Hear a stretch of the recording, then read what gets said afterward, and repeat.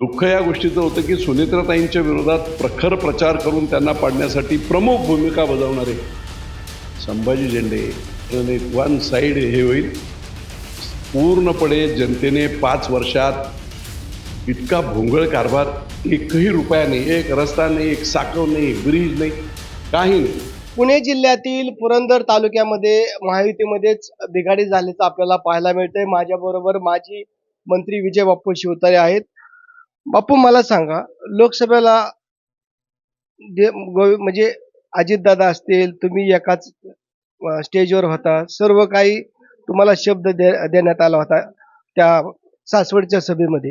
आणि असं असताना तुम्हाला शिवसेना एकनाथ शिंदे गटाकडून उमेदवारी मिळाल्यानंतरही राष्ट्रवादीकडून 2 लोकांना उमेदवारी देण्यात आली. 2 लोकांना कुठे एकाला देतात? 2 जणांना एबी फॉर्म दिलेले आहेत. त्याच्यावर आता ते डिसाईड. पण तुम्हाला उमेदवारी दिली असताना असं का? ते आता त्यांना विचारा ना जाऊन. का महायुतीचा उमेदवार विजय शिवतारे आहेत. पालखी तळावर 30-35 हजार लोकांच्या साक्षीने माननीय मुख्यमंत्र्यांनी जाहीर केलं होतं. विजय बाप्पूने आमच्या सांगण्यावरून बारामती लोकसभेतून माघार घेतली. त्या माघार घेतल्याचं कारण हे की माझे हे प्रकल्प, त्याचा निधी हा तुम्ही दिला पाहिजे. आणि त्याचबरोबर मग त्यांनी स्वतःहून, मी नाही मागितले, त्यांनी स्वतःहून सांगितलं होतं की बापू, जरी बारामतीला तुम्ही आता माघार घेत असाल, आम्ही तिघेजण तुम्हाला शब्द देतो की पुरंदरचा उमेदवारी आणि पुरंदरला आमदार तुम्हीच व्हाल, याची काळजी आम्ही सर्वजण घेऊ, हा त्यांनी शब्द दिला होता. पालखी तळावर संवाद मेळाव्याच्या दरम्यान माननीय मुख्यमंत्र्यांनी देखील हे परत रिपीट केलं होतं की आम्ही तिघांनी एकत्रित बसून पुरंदरचा किल्लेदार पुढचा हा विजय बाप्पू शिवतारेच असेल, हे अधिकृतपणे त्यांनी जाहीर केलं होतं संवाद सभेमध्ये. आता त्याच्यानंतर अजितदादांनी असा फॉर्म का द्यावा हे त्यांचं त्यांना जाऊन विचार. पण दुःख एका गोष्टीचं आहे की सौभाग्यवती सुनेत्राताईंना निवडून आणण्यासाठी आम्ही दिवस रात्र एक केले होते. आम्ही कोणाला जाऊन आमची एक्सप्लेनेशन देत बसणार नाही की आम्ही काय केलं काय. आम्ही आमच्या पक्षाचे नेते आहोत, पण प्रचंड मेहनत घेतली होती. लोकांना समजावता नाकीनऊ आले होते की ज्या पद्धतीने तुम्ही आमच्याशी वागला होता ते लोक विसरायला तयार नव्हते. माझे मतदार, माझे संपूर्ण जनता पुरंदरची, समजावून त्यांना आम्ही इथपर्यंत आणलं की निदान ते 91,000 मतं मिळाली. अदरवाईज प्रचंड रिवर्स झाले असते. या निवडणुकीमध्ये तुतारीचा प्रचार करणारे,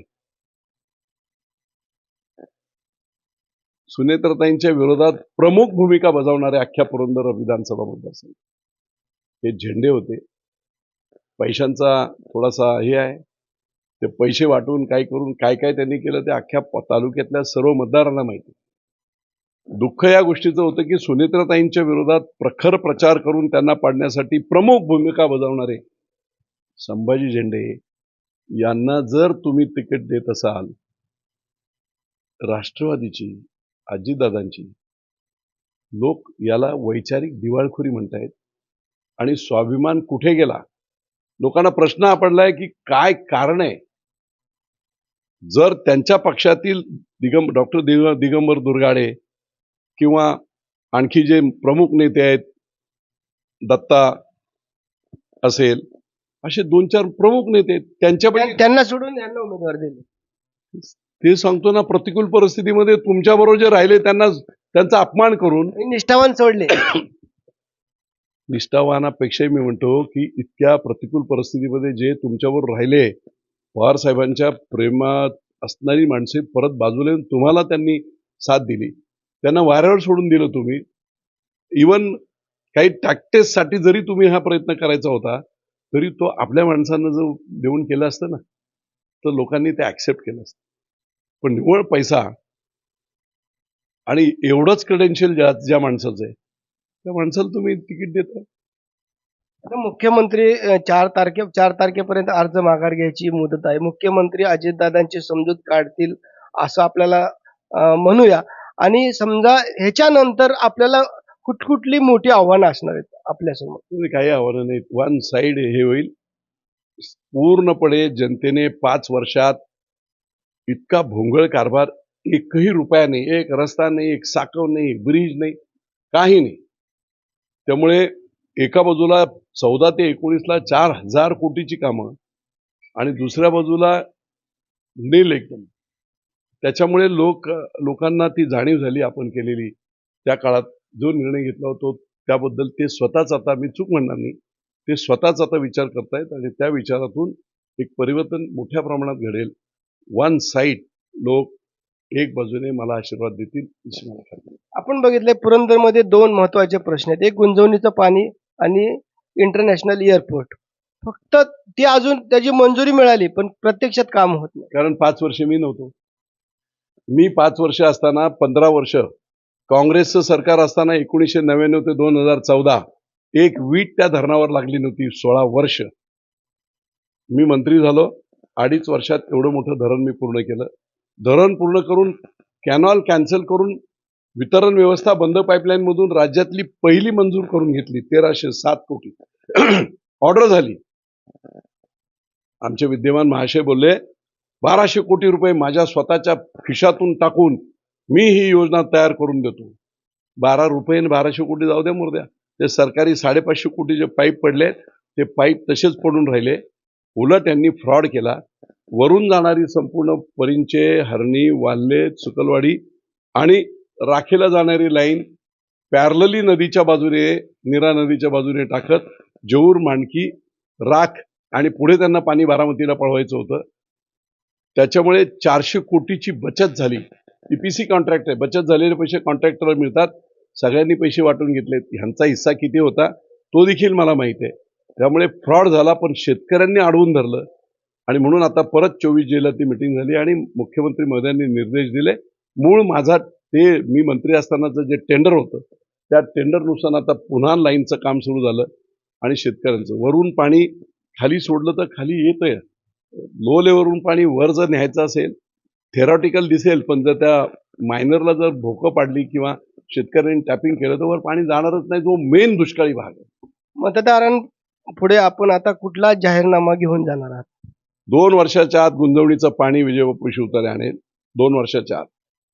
विमानतळाच्या बाबतीमध्ये शासनाने काय निर्णय घेतलेत मी आता त्याच्यावर जास्त बोलत का नाही, कारण निव्वळ त्याचं भांडवल करून लोकांना भडकायचं अशा प्रकारचं काम काँग्रेस करते.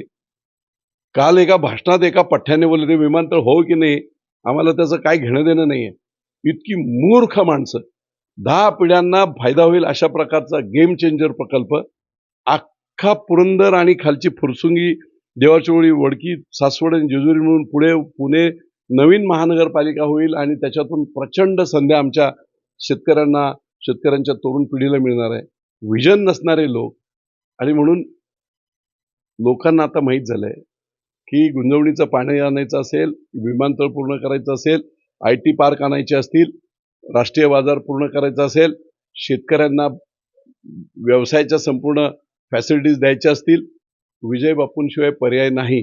माझी स्तुती म्हणून मी बोलत नाही, पण हे होय माझा कॉन्फिडन्स आहे की मी 5 वर्ष असतो तर हे सगळं क्लिअर झालं असतं. पण ठीक आहे, लोकांना त्याची माहिती झाली आणि पुढच्या 5 वर्षात पुढच्या निवडणुकीच्या अगोदर हे सगळे प्रकल्प तयार असतील. जे जे तुम्ही जा ना, प्रशासकीय इमारतीत जा, तुम्ही हॉस्पिटलला जा, जेजुरीच्या सगळ्या गोष्टी मी उभ्या केल्या आहेत माझ्याच काळामध्ये. त्या राहिल्या का नाही मोठे प्रकल्प होते. आणि जर समजा लोकांनी कौल दिला असता 19ला मला, तर आत्ता या इलेक्शनला प्रचंड मोठ्या प्रमाणात योजना पूर्ण झाल्या. योजना गुंजवणी तर 100% पूर्ण झालं असतं. आज ते बोलतात आम्ही चारा दिला, आम्ही पाणी दिलं. अरे चारा आणि पाणी तुमच्या नालायकपणामुळे चुकीचा माणूस निवडून आला. मी चुकीचा म्हणण्यापेक्षा क्षमता नसणारा माणूस निवडून आला. 5 वर्ष काम रखडलं. नाही तर 2 वर्षापूर्वी गुंजवणीचं पाणी फिरलं असतं तर ना चारा लागला असता आणि हे पाणी न फिरल्यामुळे हजारो कोटींचं शेतकऱ्यांचं नुकसान झालं. 2 वर्ष जर 50,000 एकरला 1 लाख रुपयाचं उत्पन्न पकडलं तर बघा तुम्ही हजारो कोटीमध्ये शेतकऱ्यांचं नुकसान झालंय. आणि म्हणून आल्याबरोबर गुंजवणी पूर्ण करणार 1.5-2 वर्षाच्या आत. विमानतळ पूर्णत्वाला नेण्याचा माझा प्रकल्प. तिसरा IT पार्क. लोकांना रोजगाराची प्रचंड मोठी गरज आहे आणि म्हणून 1450 एकर गायरान आमच्याकडे आहे. त्या गायरानाला डेव्हलप करून मुख्यमंत्र्यांनी आदेश दिलेले आहेत. ती जागा MIDCला हँडल करा. MIDCने डेव्हलप करून आज हिंजवडीला जो IT पार्क आहे तिथे 350 लोक वेटिंग लिस्टमध्ये आहेत. त्या कंपन्यांना फटाफट जर जागा इथे दिली, एक 10 एकर जागा इन्फोसिसला दिली तर 50,000 इंजिनियरला नोकऱ्या मिळू शकतात. त्यामुळे प्रचंड नोकऱ्यांचं, रोजगाराचं देखील हे होणार आहे. MIDC मोठी वाढवणे, महाराष्ट्रातली आत्ता सध्याची बेस्ट प्लेस मोठ्या प्रकल्पांसाठी जेजुरी MIDC आहे. Railway connectivity, air connectivity, road connectivity आणि मुबलक पाणी वीर धरणातल्या शृंखलेत. त्यामुळे आज अख्ख्या महाराष्ट्रात या चारही सुविधा असणारा बेस्ट अशा प्रकारच्या जागा ज्या आहेत त्या पुरंदरमध्ये आहेत. त्यामुळे मोठ्या इंडस्ट्रीज आणणे जेणेकरून रोजगार देखील मिळेल. त्यामुळे पाणी, रोजगार, सोयीसुविधा, इन्फ्रास्ट्रक्चर, रिंग रोडचं काम आता सुरू आहे, त्याच्या माध्यमातून सुद्धा प्रचंड महत्त्व पुरंदरला येणार आहे. आणि म्हणून हे करण्यासाठी विजन लागते, धडपड लागते आणि दिवस रात्र काम करावं लागते. काही लोकांना वाटते पैसे फेकून आपण सगळं काही करू शकतो, असं होत नाही. त्यासाठी झिजावं लागते, गाडून घ्यावं लागते आणि तालुक्याचा कुटुंब प्रमुख म्हणून तुम्हाला वागावं लागते. कुणाला काय हवंय, कुणाला काय हवंय, कुठचे काय प्रश्न सोडवायचे. निश्चितपणे गेल्या 10 वर्षांमध्ये मी त्याच्यात ती जागा निश्चितपणे हृदयामध्ये संपूर्ण जनतेच्या घेतलेली आहे. एखाद्या वेळी अपघात होत असतात, पण आता अतिशय प्रचंड बहुमताने निवडून. तर हे होते विजयबापू शिवतारे. त्यांनी आपलं परखड असं मत आपल्या चॅनलसाठी व्यक्त केलेलं आहे. जितेंद्र जाधव, न्यूज 18 लोकमत, नेरा.